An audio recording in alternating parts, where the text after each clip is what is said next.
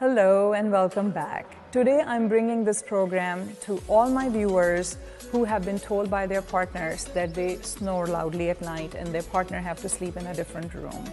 You could be suffering with a condition called sleep apnea.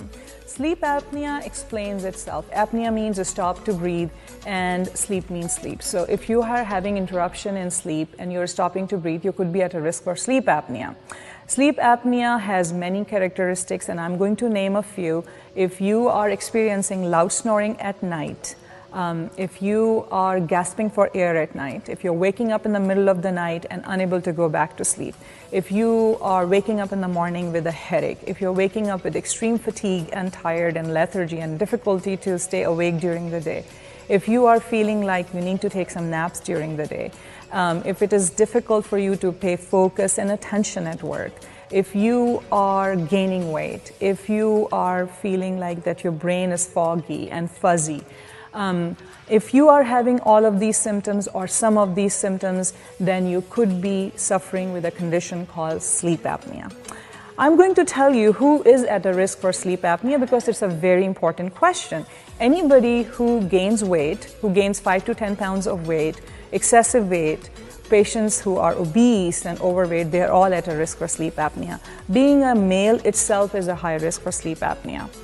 Overweight male and obese male, obviously that doubles the risk for sleep apnea. If females also gain weight and they become overweight and obese, they also increase the risk for sleep apnea.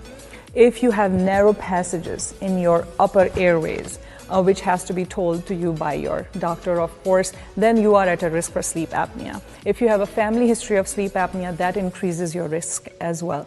If you have a thick neck and abdominal obesity, if you have increased abdominal girth, that also increases your risk for sleep apnea. People who consume alcohol and sleep medications are increased risk for sleep apnea. Smokers also increase the risk for sleep apnea. So there are many conditions as well, like a sinusitis, allergies, asthma, and recurrent infections can also increase your risk for sleep apnea.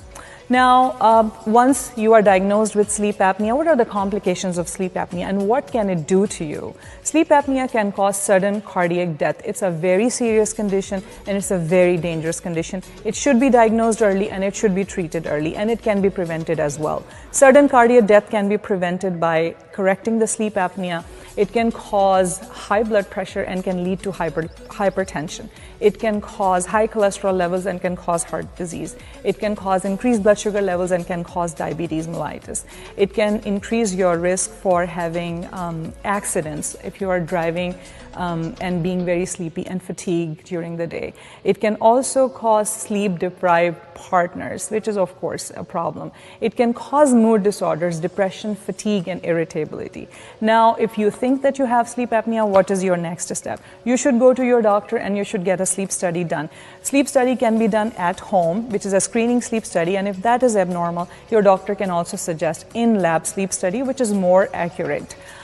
If you are diagnosed with sleep apnea, depending upon what stage of sleep apnea you are at or how is the severity of the sleep apnea, you can be treated accordingly. Patients with mild to moderate sleep apnea, weight loss is essential in any type of the sleep apnea, as well as the oral devices are available for mild to moderate type of sleep apnea treatment. However, people who have moderate to severe sleep apnea may need to use a CPAP machine, which is readily available, and a lot of modified forms are available to make it easy for you to use.